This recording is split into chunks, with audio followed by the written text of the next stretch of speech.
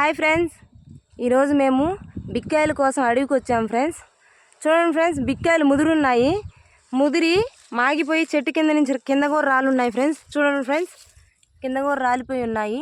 ఇలా చెట్టు మీదనే మాగి రాలిపోయిన కాయలు అయితే చాలా అంటే చాలా టేస్టీగా ఉంటాయి ఫ్రెండ్స్.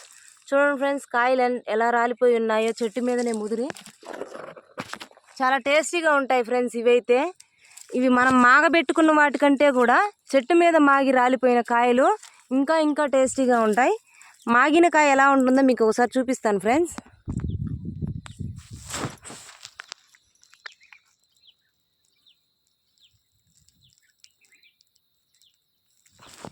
చూడండి ఫ్రెండ్స్, మాగిన కాయ ఎలా ఉంటుందో. దాని లోపల ఉండే గుజ్జును తీసుకొని తింటాం ఫ్రెండ్స్. చాలా అంటే చాలా టేస్టీగా ఉంటుంది. మాగిన తర్వాత కాయ ఇలా ఉంటుంది ఫ్రెండ్స్. మా బిక్కి కాయలకు ఒక లైక్ కొట్టండి ఫ్రెండ్స్.